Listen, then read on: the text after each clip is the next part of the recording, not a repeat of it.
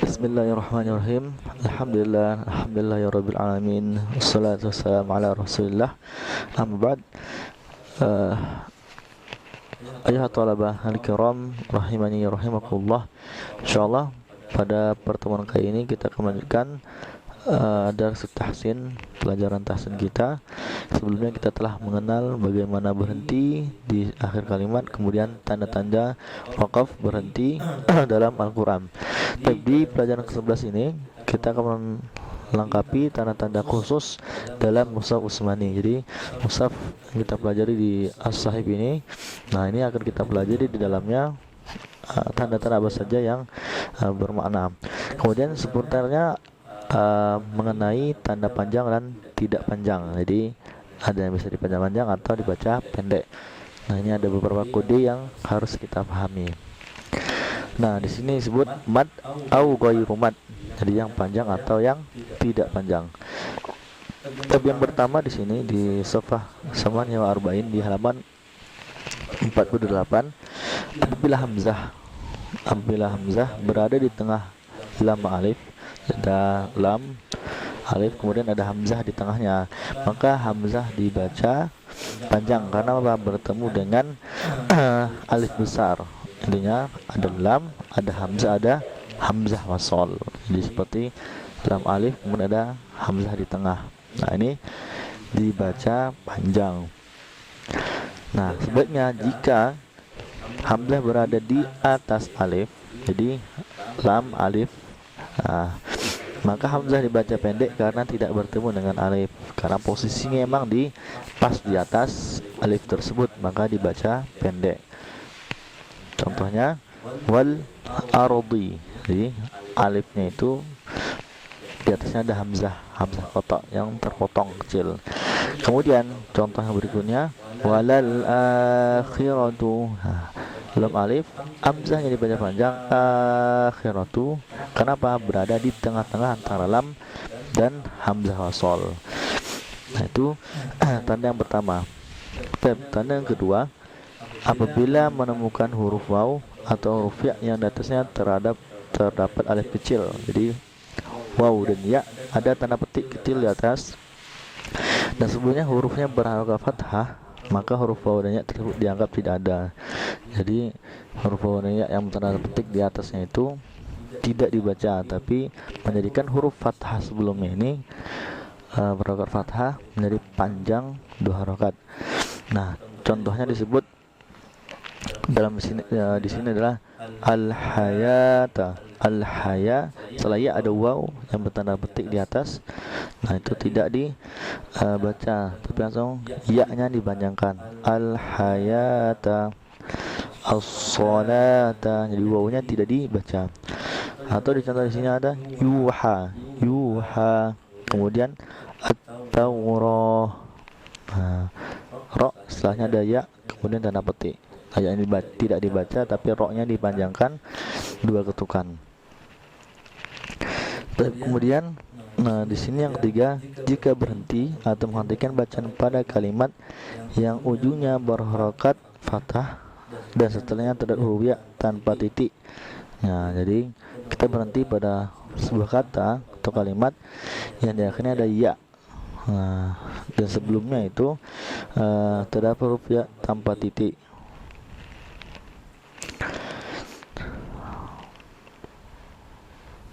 Maka huruf berharokat fathah tersebut dibaca 2 ketukan.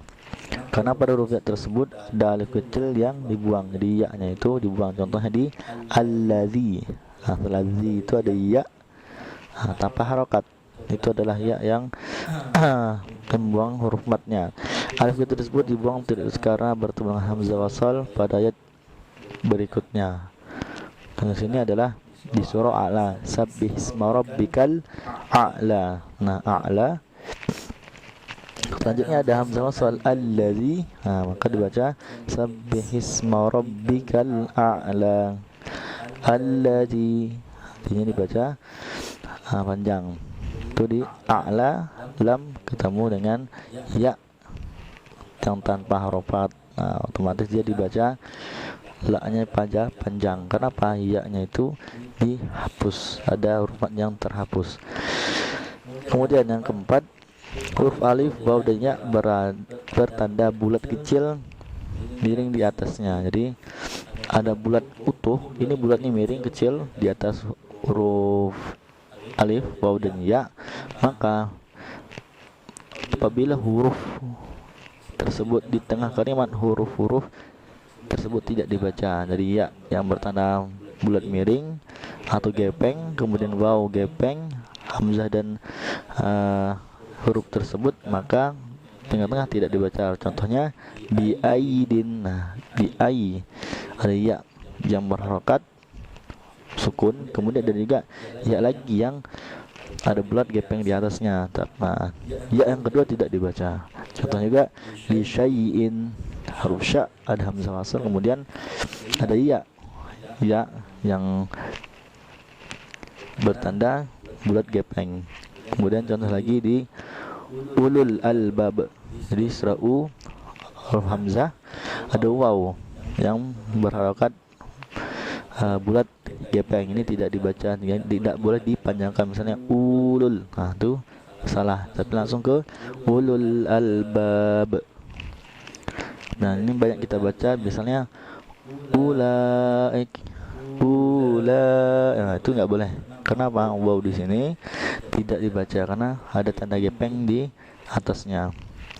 Nah apabila huruf tersebut waw, ya dan alif yang berharokat gepeng berada di akhir, otomatis huruf matnya panjangnya tetap dibaca. Contohnya di sini wa malaihi, hi-nya dibaca dua harokat. Kemudian inna samuda, danya dimatikan. Kenapa? Di akhir.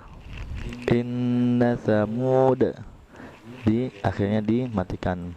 Nah itu dia tanda di huruf waw, ya dan alif yang bertanda gepeng di atasnya.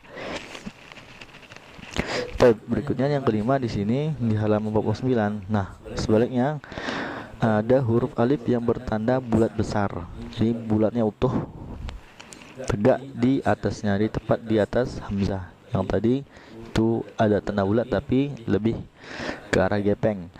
Nah apabila berada di tengah kalimat, huruf tersebut tidak dibaca. Sama tadi kaidahnya, di tengah tidak dibaca, dan apabila di akhir maka huruf tetap dibaca. Contoh di sini wala ana abidun. Ana tidak boleh panjang. Wala ana itu keliru, tapi langsung ana abidun di akhir. Di awal, di tengah. Apabila di akhir maka tetap dibaca. Contoh di sini billahi dzununa, jadi nggak boleh zununa, tidak, tetap dibaca panjang zununa. Nah, itu perbedaan di hamzah yang bulatan utuh di atasnya. Tapi ini banyak sekali. Yang keenam, ada contohnya juga. Nah apabila huruf hamzah yang terletak di huruf yang waw, maka waw tersebut tidak dibaca atau tidak berfungsi sebagai tanda panjang. Jadi berikutnya ada tanda hamzah atau waw, di atasnya ada waw kecil lagi. Nah atau biasa sekarang itu kan tadi alif ada tanda bulat, ini huruf waw ada hamzah kecil di atasnya. Nah ini tidak dibaca dan tidak berfungsi sebagai pemanjang. Contohnya di sini syurakau, jadi nggak boleh syurakau, keliru. Tapi kalau dimatikan tidak dibaca. Nah kemudian ada bandingkan dengan tulisan tanda hamzah pada kalimat berikut ini, di mana hamzah juga sama dibaca pendek. Nah seperti di surah berikutnya, ada hamzah yang tadi syurakau, ada hamzah wasal juga tapi tidak dibaca panjang. Nah di surah Nisa sama syurakau, udah hamzahnya hamzah biasa. Ini 6 tanda yang kita temukan di mushaf Rasam Utsman. Yang pertama ada tanda hamzah yang berada di lamal alif.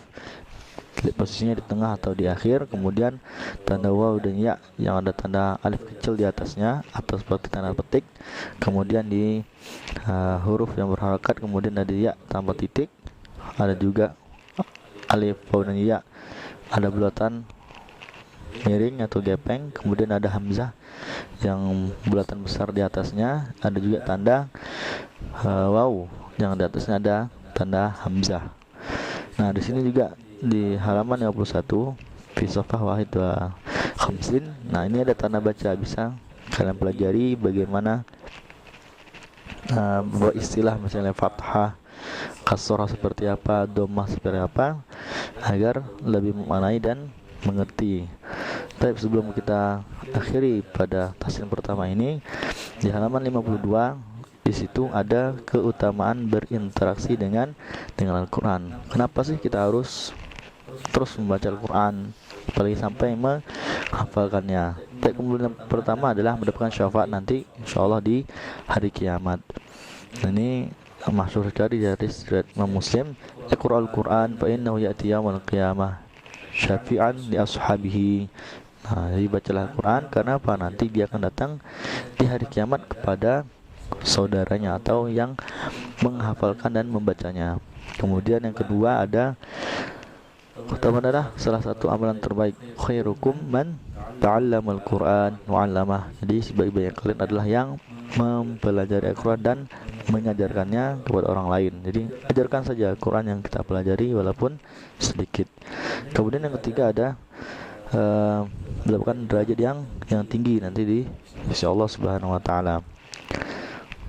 Kemudian di sini disebutkan hadis muttafaqun alaih dari Ummul Mukminin Aisyah radhiyallahu anha qalat qala Rasulullah sallallahu alaihi wasallam. Aisyah berkata, Rasulullah bersabda, allazi yaqra'ul Qur'an wa huwa mahirun bihi masafaratil kiramil bararah wallazi yaqra'u wa huwa ala hishaq falahu ajran. Nah, di sini orang yang membaca Al-Qur'an dan dia mahir, ahli dan sudah bisa dengan bagus, maka dia akan bersamakan para al-kiramil bararah, para malaikat nanti di yaumil akhir. Kemudian dan apabila ada orang yang dia terbata-bata membaca Al-Quran dan dia terus berlatih untuk menjadi lebih baik, maka dia mendapat dua pahala. Nah, ini sebuah kemuliaan yang Allah berikan kepada kita sebagai umatnya Nabi Muhammad untuk mempelajari kitab suci Al-Quran. Tapi ini yang bisa saya sampaikan dalam pembahasan satu kitab tas yang pertama ini. Jika ada kekurangan, mohon maafkan. Kelebihan dan keutamaan dari Allah Subhanahu wa taala. Wabillahi taufiq wal hidayah. Wassalamualaikum warahmatullahi wabarakatuh.